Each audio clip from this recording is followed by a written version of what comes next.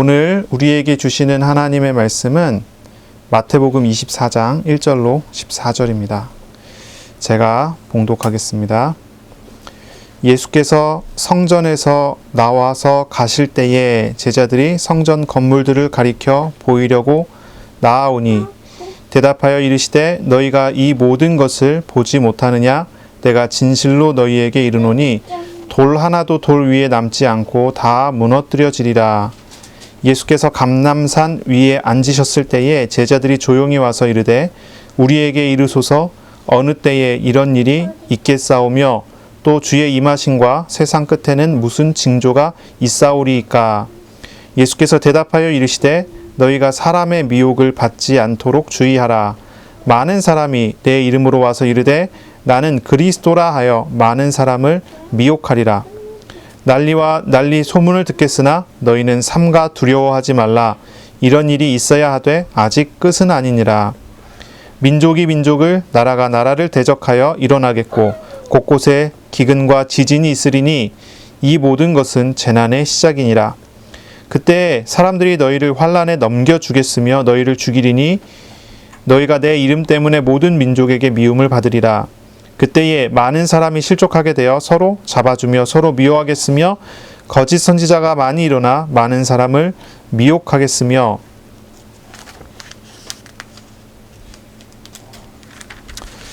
불법이 성함으로 많은 사람의 사랑이 식어지리라.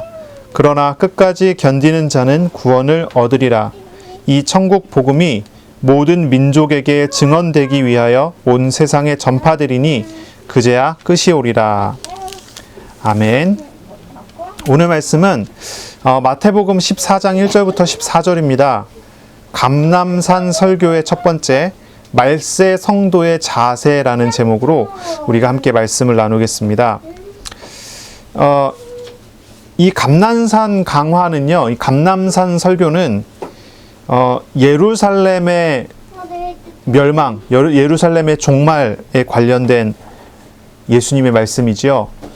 이것이 이제 지구적인 종말, 지구의 끝을 같이 이야기를 하게 되는 것입니다. 다섯 번째 설교 묶음이에요. 마지막 설교 묶음인데요.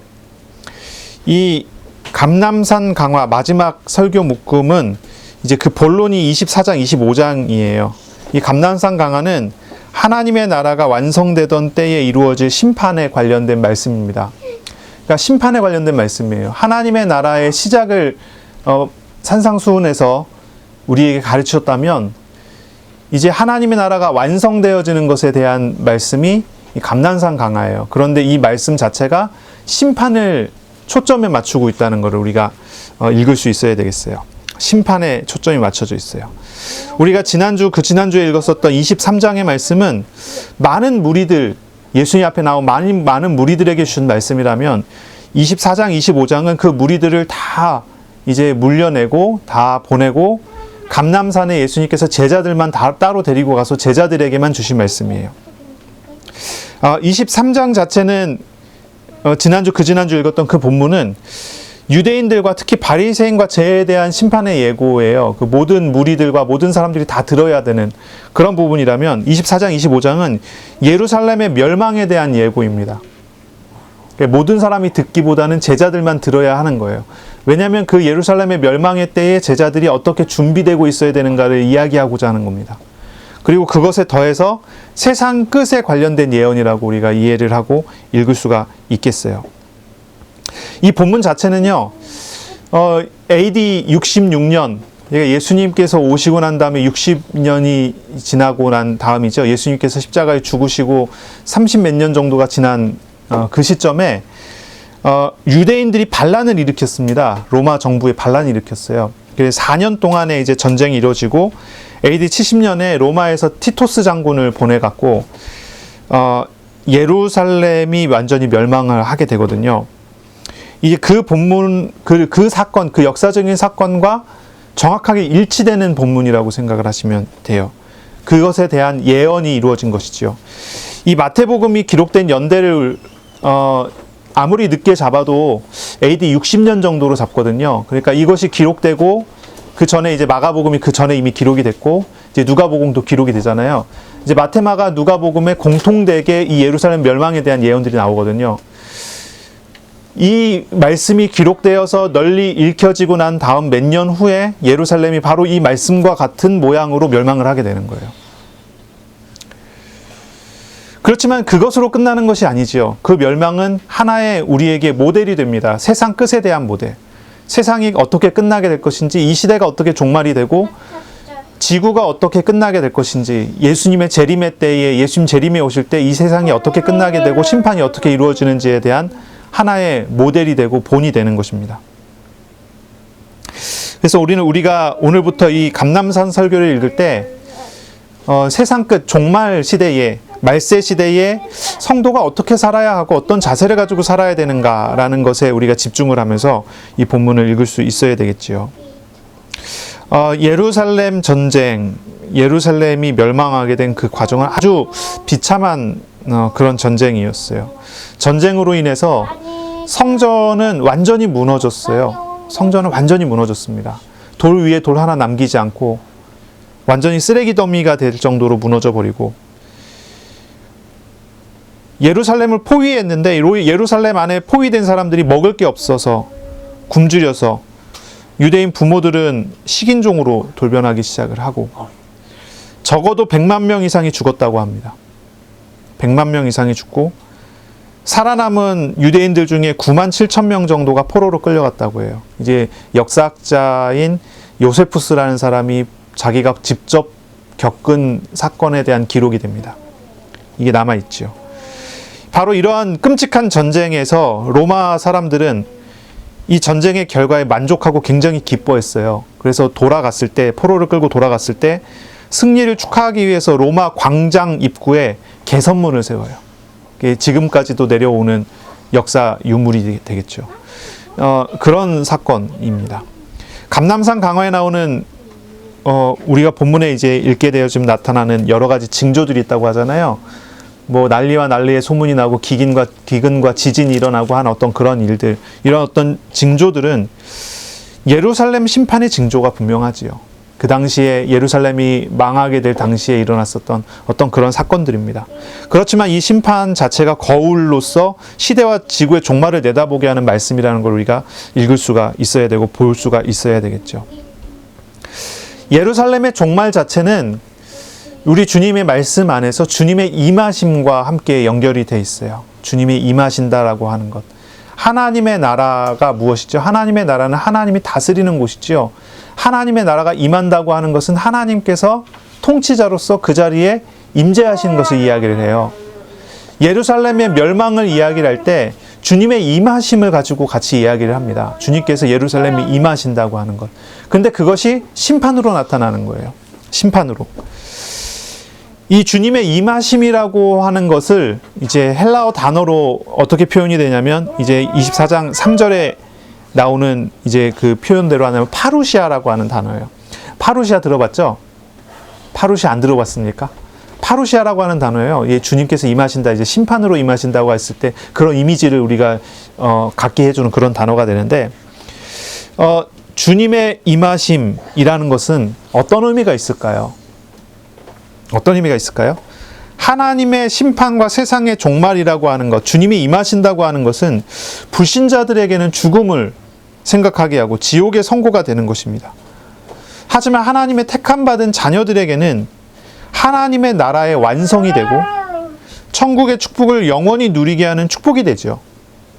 예수 그리스도를 영접하여 믿음으로 하나님의 나라가 그 사람의 마음에 세워져요. 바로 그 하나님의 나라는 예수를 영접한 사람 마음에 있는 것이죠. 예수님 영접한 사람 마음에 있는 그 하나님 나라가 종말에, 말세의 끝에 하나님의 임하실 때 완성되는 것입니다. 그렇기 때문에 이 심판이라는 것이 두렵고 무서운 것이 아니라 하나님과 함께하며 우리가 나아가야 할 방향이 되고 우리가 얻게 되어질 축복이 되는 거예요. 하나님의 나라는 분명히 우리에게는 응답과 은혜로서 다가오게 된다는 것을 알아야 되겠습니다. 하나님께서는 예루살렘에 대한 예언을 통해서 교회와 성도들에게 주님의 오심이 심판과 구원이 동시에 이루어지는 사건이라는 걸 보이셔요. 심판이 이루어지면서 동시에 구원이 이루어져요. 이게 단순히 우리가 얘기했죠. 예루살렘 멸망에 대한 이야기 정도가 아니라 개인의 종말, 시대의 종말, 지구의 종말의 거울입니다. 우리가 언젠가 나이가 들어갔고요. 언젠가 죽음이라는 때를 맞이하게 됩니다. 이 죽음이라는 것, 이 종말이라고 하는 거의 끝이에요. 그 끝을 내가 맞이하게 됐을 때 그것이 믿는 자에게는 하나님 나라의 온전한, 우리가 육신을 떠나 하나님 나라에 들어가게 되어지는 그런 것이 되고, 불신자에게는 심판이 되어지는 것이라는 거예요. 이것이 시대와 지구에게도 똑같은 거울이 되는 것이죠. 이 예루살렘 예언, 그리고 예루살렘에 대한 실제적인 멸망의 사건은 우리에게 뭘 가르쳐 주냐면, 이게 단순히 먼 미래에 이루어질 심판, 먼 미래에 이루어질 구원이 아니라 지금 언제라도 하나님께서 하시고 있고 하실 수 있으며 진행 중에 있는 어떤 사건이라는 것을 우리에게 가르쳐 줘요. 구원과 심판이라는 게 멀리 있는 것이 아닙니다. 어쩌면 지금 현재 우리의 자리가 우리의 현실 속에 있는 것이죠. 예루살렘의 종말은 세상 끝에 보게 하는 것, 세상의 끝을 보게 하는 거울과 같고, 언제라도 그러한 삶이, 그러한 끝이 우리 현실 속에 있다는 것을 알게 해주는 본이 돼요. 주님께서는 주님이 필요한 시간표의 심판과 구원을 동시에 이루실 겁니다. 그것은 하나님께서 직접 임재하시는 그 임재하심으로 나타날 수가 있는 거죠. 우리가 우리의 삶에 일하시고 역사하시는 하나님을 알고 있다면 어떻습니까? 종말은 가까이 하기 싫고 멀리 있어야 되고 두렵고 하는 그런 것이 아닙니다. 우리가 우리의 삶에 역사하시는 하나님을 알고 있다면 하나님의 도우심 안에서 하나님과 함께 걸어가야 되고 언젠가 반드시 오게 되고 그것을 가져가게 되어지는 필수적인 과정이라는 것을 알아야 되죠. 23장을 우리가 읽었지만 옛 언약의 당사자들인 유대인들이 언약을 버리고 하나님을 버리고 우상을 섬기고 심판의 자리로 걸어갔어요. 그리고 이들이 심판의 당사자가 되어버렸습니다. 그렇지만은 이 심판의 당사자가 되어버린 유대인들, 이 유대인들의 멸망, 예루살렘의 멸망은 결코 충동적으로 일어난 사건이 아니에요. 그냥 하나님께서 너 이거 잘못했으니까 너 심판할게 하는 그런 정도의 내용이 아니죠. 아주 오랜 시간 동안 하나님께서 오래 참으면서 오랜 동안의 부르심을 주셨고 계속적인 은혜를 주셨고 부르셨어요. 하지만 결국 이 유대인들이 하나님을 떠났기 때문에 나타난 것이죠. 우리 이걸 생각해 봐야 돼요. 잘못했기 때문에 심판이 이루어질까요? 제가 이 본문을 읽으면서 참 고민이 됐던 게 그 부분이었어요. 고민이 됐다기보다는 참 마음을 두드렸던 것들이 이런 부분이었는데요. 잘못했을 때 심판이 오는 걸까요? 종말이라는 것이 우리가 뭔가를 잘못해갖고 심판이 되는 걸까요? 아니죠. 언젠가 반드시 심판이 있을 수밖에 없어요. 그런데 그 심판 앞에 사람이 서게 되는데 그것이 구원의 심판이 되느냐 아니면 지옥의 심판이 되느냐 하는 거예요. 하나님께서는 예루살렘의 유대인들에게 오랜 시간에 걸쳐서 부르심을 주셨고 경고를 하셨고 말씀을 하셨어요. 하지만 그들은 결국은 주님의 오실 그때에까지 회개하지 않고 돌이키지 않았다는 거죠. 이것을 우리가 생각을 해봐야 되겠죠. 자, 그렇지만 이제 예수님께서는 제자들에게 이 말씀을 주세요. 예수님의 제자들은 이 말씀을 듣습니다. 그리고 우리 주님께서는 이 말씀을 주시면서 이 제자들에게 요구하시는 겁니다. 이 말씀을 듣는 사람들은 종말을 생각하고 예루살렘의 끝을 생각하고 시대의 끝을 생각하면서 뭐 해야 합니까? 주의해야 합니다. 주의해야 합니다. 인내해야 합니다. 기도해야 합니다. 하나님의 뜻에 합당하게 행해야 됩니다. 예루살렘의 재난이 닥쳐오는 것은 정하여진 것입니다. 이것은 단순히 그냥 어떤 사건에 대한 심판이 아닙니다. 오랜 시간 전에 하나님께서 결정하셨고 그것을 오랜 시간 동안 부르셨고 말씀하셨고 인내하시면서 진행하시는 사건입니다. 예루살렘의 재난은 닥쳐오게 됩니다.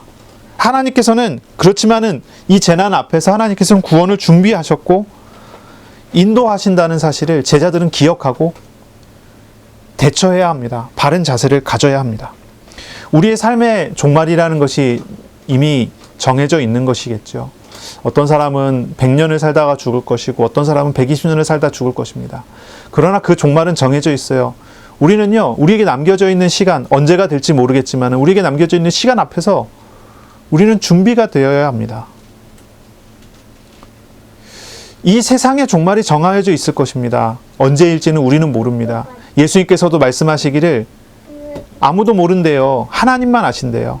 아버지만 아신대요. 그 정하여진 날, 그 정하여진 때에 대한 어떠한 심판과 종말이 있을 것입니다. 그때는 구원받는 사람과 내버려 두어지는 사람이 구분이 되겠지요.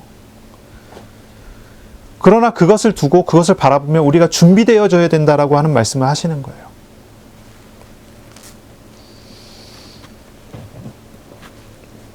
많은 사람들은요, 종말의 징조를 생각하고 징조에 집중해서 세상 끝에 대한 두려움을 가집니다. 종말 때에는 이런 일이 벌어진다 하는 거예요. 난리와 난리의 소문이 나고, 지진의 소문이 나고, 기근의 소문이 나고, 뭐 이런 거예요. 그런 어떤 재난의 소문이 들면, 아, 이제 끝이 되겠구나라고 생각을 하게 된다는 거죠. 이 마태복음 24장, 25장 감난산 강화를 어떤 사람들은 작은 요한계시록처럼 이렇게 이야기를 하는 사람들이 있어요. 요한계시록하고 통하니까요. 이것도 묵시적으로 쓰였으니까요. 묵시적인 용어가 사용이 되니까 이제 그렇게 사용하는데, 결국은 이제 요한계시록과 이것은 이야기하고자 하는 바가 똑같아요. 별로 다르지 않아요. 거의 같습니다. 뭘 이야기합니까? 이런 징조가 일어날 테니까 대비해라라고 얘기하는 겁니까? 그렇게 읽는 사람들이 많아요. 실제로 많습니다. 근데 요한계시록과 이 감난산 강화는요, 그렇게 읽어질 성경이 아니에요. 바르게 읽어야 되죠. 뭡니까? 어떤 재난과 징조는 일어날 수 있다는 거예요. 그렇지만 그것을 바라보며 종말을 생각하는 게 아니라 어떤 재난과 징조가 일어날지라도 하나님과 함께하는 사람, 예수 그리스도께 붙잡힌 바 된 사람, 예수님과 동행하는 사람은 구원받는다는 거예요. 그럼 어디가 집중이죠? 재난과 징조가 집중이 되어야 되나요? 그러니까 거기에 집중해야 되나요? 아니죠. 어떤 일이 벌어지더라도 우리 주님과 함께하는 것에 대한 것에 우리가 집중을 해야 되겠죠. 하나님과 함께함. 이것을 우리가 생각해야 돼요. 주님의 임하신다고 하는 것이 하나님과 함께하는 사람에게는 기쁨의 시간이 돼요. 그렇지 않은 사람들한테는 두려움의 시간이 될 것이고요. 이것을 우리가 생각을 하고 우리가 이것을 바라봐야 되겠죠. 그렇기 때문에 우리는 재난의 징조 같은 데 신경 쓰기보다는 하나님과의 관계에 우리가 집중해야 돼요. 하나님과의 관계. 내가 하나님하고 바른 관계에 살고 있는가, 내가 바르게 세워져 있는가 하는 거예요. 개인의 종말이든 시대의 종말이든 세상의 종말이든 모든 종말을 바라보는 사람의 입장은, 태도는 분명히 해야 돼요. 내가 하나님과의 바른 관계, 참된 만남이 이루어지고 있는가. 이것이 재난과 징조를 정말로 준비하는 사람의 자세이고 그런 마음이겠죠. 근데 이게 준비가 되지 않는다면, 이것이 준비가 되지 않는다면 육신적인 것에 계속 매달려 있고 육신적인 것에 계속 얽매여 있다가 육신적인 것에 종말이 오니 거기에 휩싸여 갖고 두려움 빠져 갖고 넘어지게 된단 말이죠. 이것을 우리가 생각을 해봐야 돼요. 자, 언제 이 종말이 오게 됩니까? 언제 이 종말이 오게 됩니까? 예루살렘의 심판은요, 예루살렘의 끝은요, 34절에 말씀하시길 이렇게 말씀하세요. 이 세대가 가기 전에 올 것이다. 이 세대가 가기 전에 올 것이다. 불과 30몇 년 후에 시작이 되죠. 예수님이 죽으시고 부활하시고 승천하시고 30몇 년 후에, 그러니 이 세대가 가기 전에 그 자리에 앉아있는 제자들이 눈으로 직접 보게 될 끝이죠. 예루살렘의 끝. 이 세대가 가기 전에 보게 될 것입니다. 하지만 36절의 세상의 종말은 하늘의 천사도 모르고 아들도 모르고 오직 아버지만 아신다라고 말씀하십니다.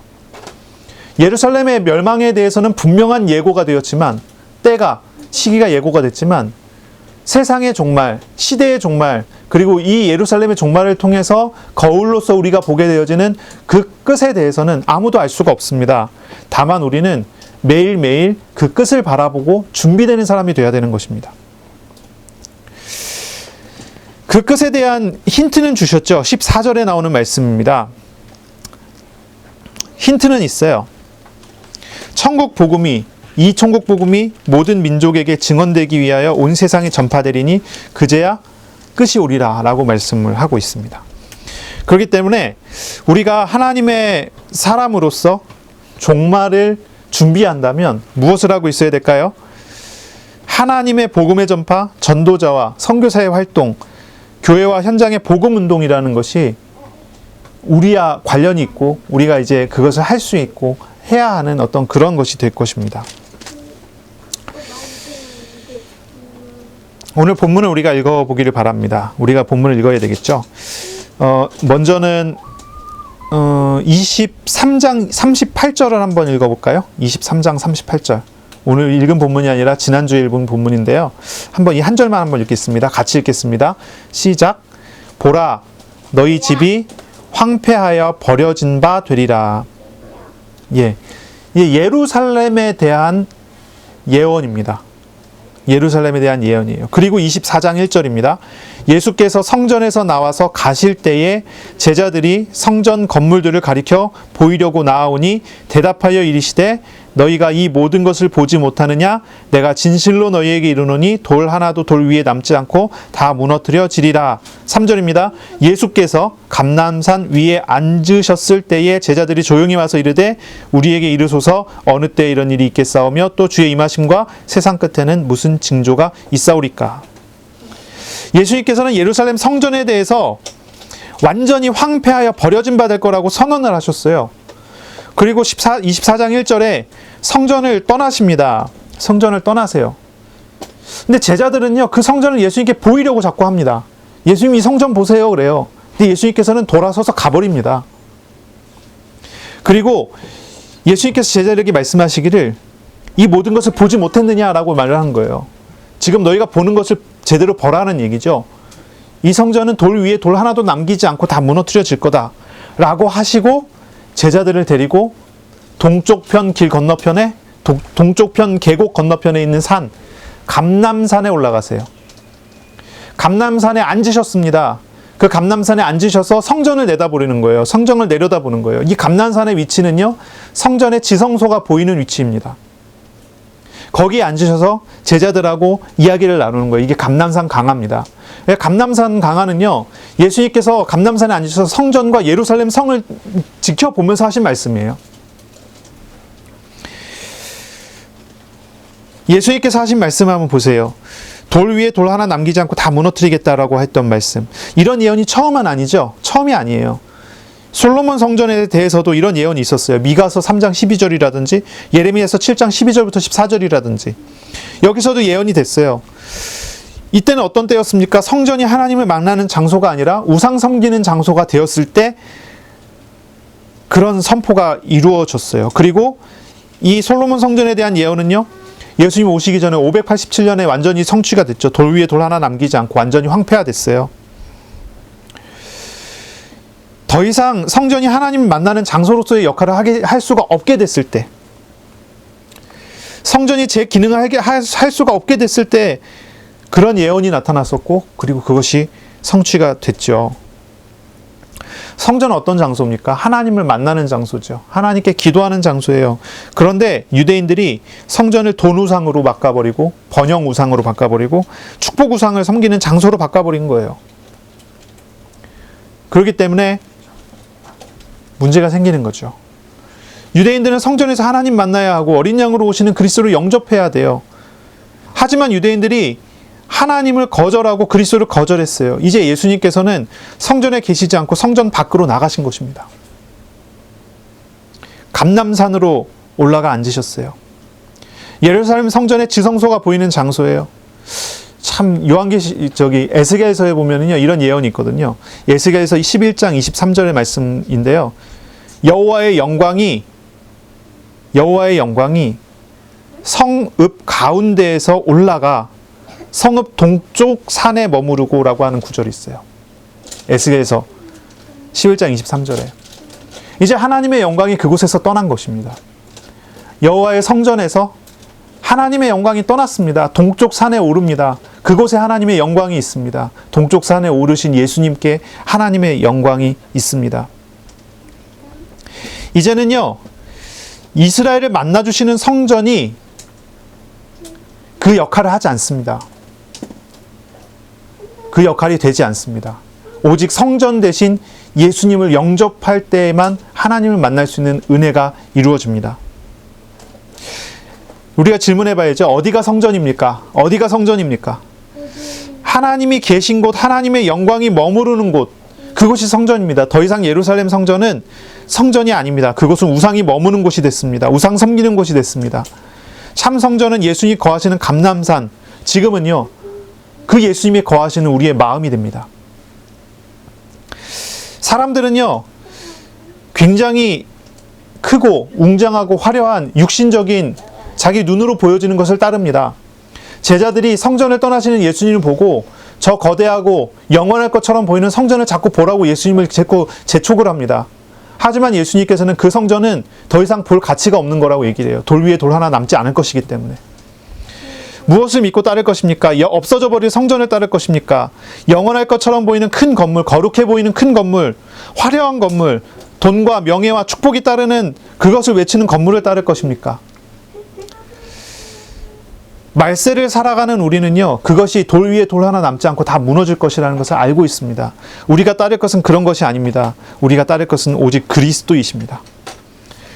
예루살렘 성전과 예루살렘 성의 재난과 멸망이 다가오고 있어요. 없어져 버릴 것을 두고 따르는 것은 아주 미련한 일입니다. 우리는 우리에게 오신 영원하신 하나님, 우리의 마음을 성전 삼으시는 참 하나님을 따라야 합니다. 그것이 우리가 따라가야 될 우리의 자세이고 우리의 마음이 돼요. 감람산 설교 앞서 우리 예수님께서는요, 여호와의 영광이 더 이상 예루살렘에 있지 않다는 것을 먼저 보이셨어요. 그리고 그 영광은 예수님께 있다는 것입니다. 이 세상에 어떤 영광이 있습니까? 이 세상에 있는 하나님의 영광은 곧 떠납니다. 떠나갑니다. 우리가 세상의 어떤 미련과 세상의 어떤 얽매임을 우리가 가지고 가야 하겠습니까?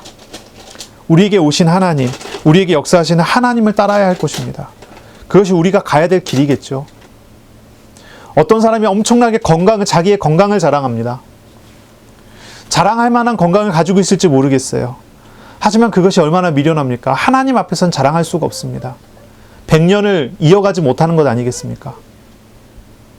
사람들이 자기의 재물을 자랑합니다. 나는 돈이 많다. 어깨에 힘이 들어갑니다. 그러나 그 재물이 정말로 자랑할 만한 것이겠습니까? 하나님 앞에서 죽을 때는 동전 하나 들고 가지 못하는 것이 아니겠어요?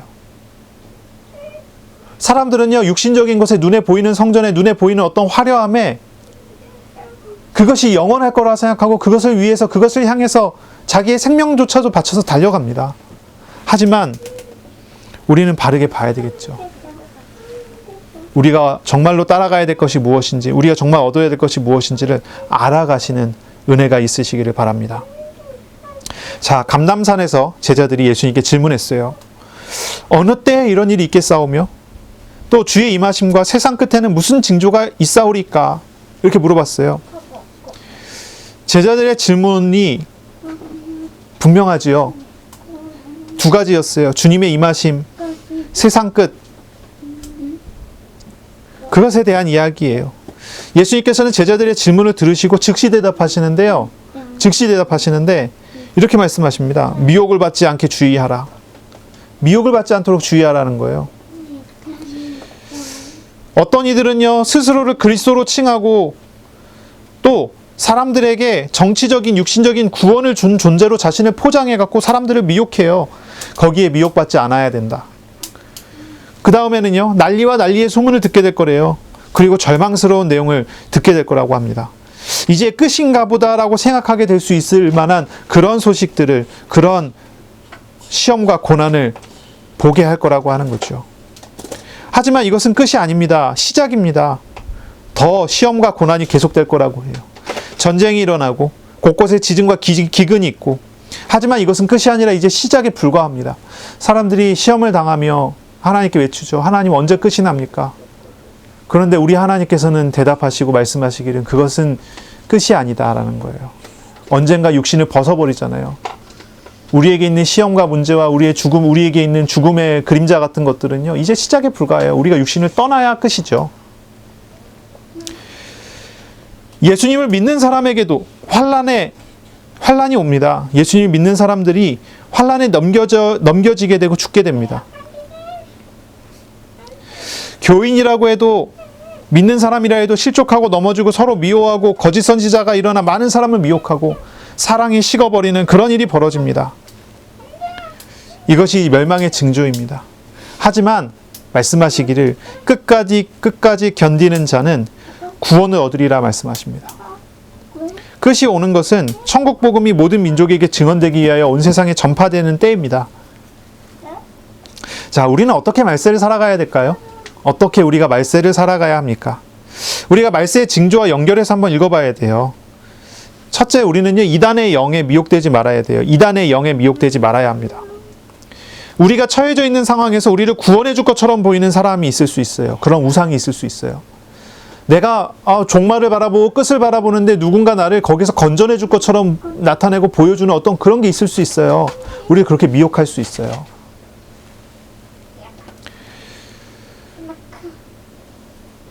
사탄 마귀는요, 이단의 영으로 우리에게 와서요, 스스로가 구원자인 것처럼 유혹을 해요. 난리의 소문이 나고 전쟁의 소문이 나고 천재지변과 공포가 일어납니다. 그런 공포를 이용해서 사람을 미혹해요. 거기서 구원을 줄 수 있는 것처럼. 당연히 이 미혹의 영은요, 우리가 속을 만한 것을 가지고 와요. 속을 만한 것을 가지고 와요. 우리가 필요로 할 만한 것, 그런 것을 찾아갖고 와요. 외로운 사람에게는 친구가 되어주는 것처럼 찾아오고, 갈급한 사람에게는 해갈할 음료수처럼 다가오는 게 마귀예요. 그렇게 미혹합니다. 고린도후서 11장 14절에 보니까 사탄은 광명의 천사처럼 와서 사람을 미혹해요. 어둡지, 고통스럽지, 여기 빛이 있어, 빛을 보고 따라와, 이런다니까요. 이렇게 미혹을 해요. 사람들이 미혹에서 넘어가기가 쉽겠죠. 그래서 많은 예수 믿는 사람하고 이야기하는 사람들도 그 미혹에 넘어가는 경우가 많아요. 그것이 말세예요. 그것이 예루살렘의 종말의 때고, 이것이 세상 끝에 대한 거울이에요.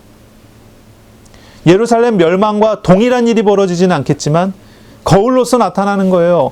어떤 난리와 어떤 전쟁과 어떤 기근과 어떤 천재지변이 일어날지 몰라요. 그리고 그것이 우리 개인의 삶에 있어서의 삶의 끝과 같은 어떤 그런 문제들처럼, 시대의 끝처럼, 지구의 끝처럼 다가오는 그런 문제가 있을지도 모르겠어요. 그 앞에서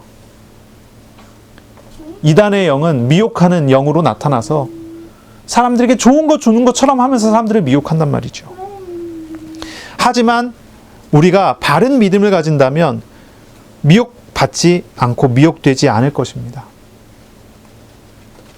바른 믿음은 무엇입니까? 바른 믿음은요, 다른 우상들이나 육신적인 것들과는 비교할 수 없는 참된 하나님, 삼위일체로 존재하시는 하나님을 믿는다는 걸 의미해요. 하나님은 언제나 인격적인 태도로 우리에게 오시고 우리를 만나주시는 분이시죠. 비인격적인 어떤 능력이나 비인격적인 어떤 기적이나 비인격적인 어떤 내용들은요, 바른 것이 아니죠. 바른 믿음이 아니에요. 인격적이신 하나님과의 만남, 신뢰함, 의지함이 우리의 믿음이에요. 바른 믿음 가진 사람은요, 하나님이 행하셨고 행하시는 일을 신뢰합니다. 하나님의 창조와 섭리를 믿지요. 바른 믿음을 가진 사람은요, 예수 그리스도의 대속하심과 구원하심을 믿어요.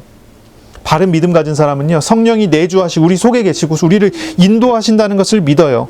그렇기 때문에 말세에 어떤 위기와 어떤 시험과 어떤 문제가 온다고 해도, 마귀가 어떤 좋은 것을 가지고 유혹한다고 해도 그 좋은 것보다 훨씬 좋으신 하나님과 늘 동행하고 하나님의 도우심과 하나님의 인도하심을 받기 때문에 미혹되지 않습니다. 근데 인격적이신 하나님과의 참된 만남과 참된 교제가 이루어지지 않는 사람들은 미혹당하기 쉬울 겁니다. 우리는요, 말세에 어떻게 살아가야 합니까? 바른 믿음을 회복하며 살아가야 합니다. 개인의 종말을 눈앞에 두고 우리는 바른 믿음을 가지고 살아가야 됩니다. 자, 어떤 분이 암에 걸렸어요. 암에 걸렸어요. 그런데 그분이 하나님께 기도합니다. 하나님께 엄청 기도해요. 어떤 기도하느냐? 하나님 살려주세요, 살려주세요, 살려주세요. 기도하는 거예요. 그리고 기도원에 올라가서 금식을 해가며 하나님께 살려달라고 하는 거예요. 엄청 하나님께 매달려요. 기도하면서 응답해달라고 응답해달라고. 그래서 하나님께서 구원하셨다고 합니다. 치료하셨대요. 그리고 몇 년 후에 다시 걸렸어요. 언제까지 그런 문제가 올까요? 죽을 때까지 아니겠어요? 우리를 유혹하고 우리를 미혹하는 것은요, 우리의 육신적인 것이 영원할 것처럼 우리를 끌고 가요. 그러나 그것이 영원할 수가 없어요. 영원하신 분은 하나님이시죠. 하나님 외에는 영원하지 않잖아요. 영원하신 하나님과 동행하는 사람은요, 자신의 육신적인 끝에 대해서 얽매이지 않습니다. 하나님의 인도를 받겠죠. 그게 당연한 거 아니겠어요? 어떤 사람이 병에 걸렸더니 하나님께 너무 감사해서 하나님 나 데려가시려고 병을 주셨습니까? 하나님께 감사하고 기도를 하고 천국 가게 됐다고 그렇게 즐거웠고 행복해갖고 이렇게 남은 생을 정리하시더라는 거예요. 어떤 게 천국을 살아가는 사람일까요? 두려움에 떨며 죽기까지 고통스럽게 죽는 사람일까요? 죽음을 바라보며 하나님과 동행하면서 기뻐하며 하나님의 인도를 받는 사람일까요? 물론 하나님께서 준비하신 모양들이 사람마다 다르기 때문에 이것이 옳다 저것이 옳다 얘기하기 어려운 부분이 있겠지만요. 우리가 생각을 해봐야 되는 거예요.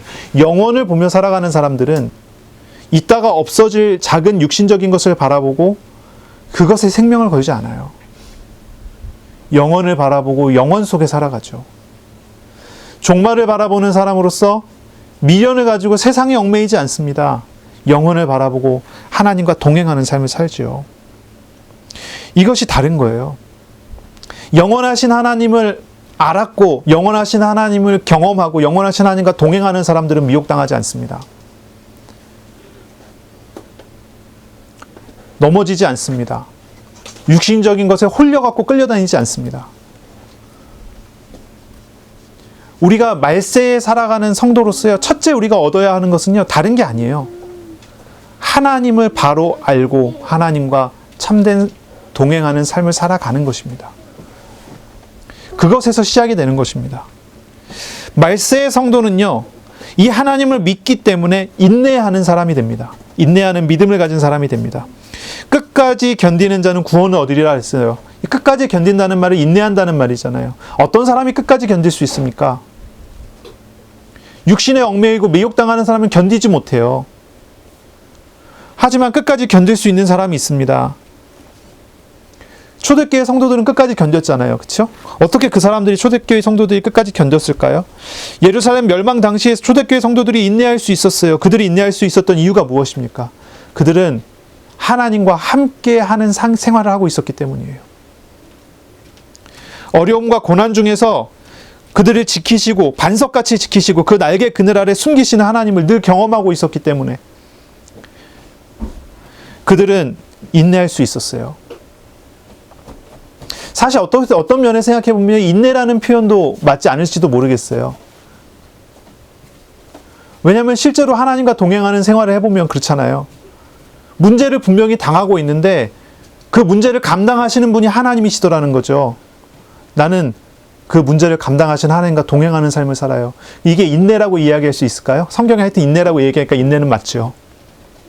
그 삶을 살아가는 것입니다. 그 걸음을 걸어가는 거예요.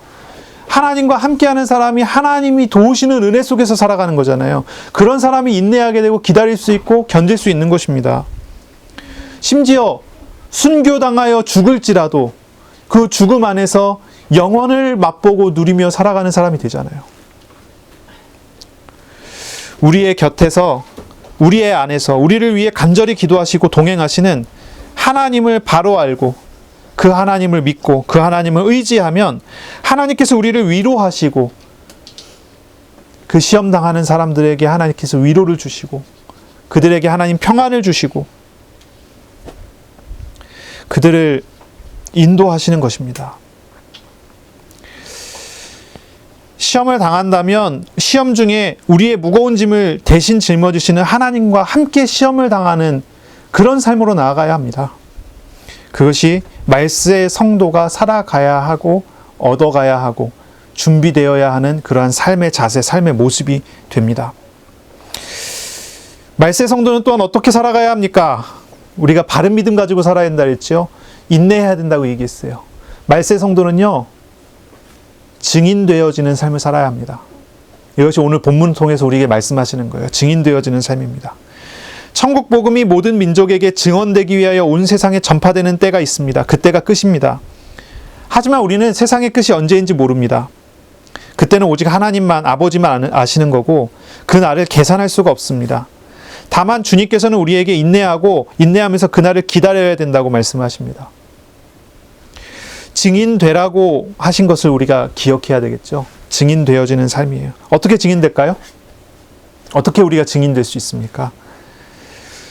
첫째는 우리에게 오셔서 우리와 함께하는 하나님과 함께하는 삶을 사는 것입니다. 그게 증인되는 첫째입니다. 나와 함께 하시는 하나님을 내가 봐야 합니다. 그것이 증인되는 첫째입니다. 보지 못한 자가 무엇을 증거하겠습니까? 경험하지 못한 사람이 무엇을 간증하겠습니까? 체험하지 못한 사람이 무슨 증거를 내놓겠어요? 가장 먼저 우리가 증인되는 삶을 사는 것은 내 삶에 함께 하시고 내 삶에 역사하시는 하나님을 내가 보는 것에서 시작합니다. 우리와 함께 하시는 하나님께서는 우리를 통해서 하나님 자신을 드러내기 시작하실 것입니다. 내가 보고 있다면 나와 함께하는 사람들도 하나님을 보게 될 것입니다. 당연한 거죠. 당연한 과정이 이제 나오게 될 것입니다. 우리는요, 이런 증인되는 삶을 위해서 훈련되어지기 시작을 해야 되겠죠. 어떤 훈련이 돼야 될까요? 가장 근본적인 훈련이 돼요. 나와 함께 하시는 하나님을 내가 누리기 위한 훈련. 첫째는요, 말씀을 묵상하는 훈련입니다. 우리 인격적이신 하나님께서는요, 말씀을 통해서 우리와 함께 하시지요. 말씀으로 함께 하십니다. 말씀하시는 하나님께서 말씀하시며 우리와 어떻게 동행하시는지를 우리가 경험해 나가기 시작을 해야 될 거예요. 말씀을 묵상하는 훈련. 그 다음에는요, 모든 상황 속에서도 기도하며 하나님과 함께 사는 훈련입니다. 당연히 하나님께서 함께 하시기 때문에 이거 사실 훈련도 아니에요. 그냥 나의 모든 삶에 하나님이 어떻게 일하고 계시는가를 볼 수 있는 눈을 여는 겁니다. 그것을 위해서 모든 상황 속에서 우리가 하나님을 찾는 기도를 하는 거예요. 말씀을 묵상하고 나의 모든 삶에 하나님이 어떻게 일하시는지 하나님을 찾아가기 시작하고, 이것이 우리가 해야 되는 훈련이지요. 그 다음은요, 우리가 적극적으로 의지를 가지고 기도로, 때로는 물질로, 때로는 말로, 때로는 삶으로 적극적인 증인이 되어지는 것입니다. 내가 전도하지 못하면 전도자를 위해 헌금을 하고, 내가 전도하지 못하면 전도자를 위해서 기도하는 사람, 불신자를 위해 기도하고 하나님의 구원자이신 하나님의 능력과 은혜와 구원이 불신자에게 전달이 되고 구원이 이루어질 수 있도록 기도하는 사람이 되는 거예요. 말세 성도는요, 많은 것 할 게 아닙니다. 바로 믿고 우리에게 오신 하나님과 함께하는 삶으로 인내하고, 그리고 증인되어지는 것입니다. 그런 한 주간의 삶이 회복되어지시기를, 그런 한 주간의 삶을 누리게 되어지시기를 바랍니다. 기도하겠습니다. 하나님 감사합니다. 오늘 우리에게 말씀하시고 우리로 하나님의 인도하심을 받을 수 있도록 축복 주셨으니 감사합니다. 우리에게 선포하신 이 말씀이 우리의 삶에, 우리의 걸음에 빛이며 등이 되어주는 줄로 믿습니다. 우리의 어두운 걸음을 하나님께서 이 말씀으로 비추어 주시고 인도하여 주옵소서. 말세에 살고 있습니다. 이제 개인의 종말도 바라보고 있고 시대와 지구의 종말을 생각하며 오늘을 살아갈 수 있게 하여 주옵소서.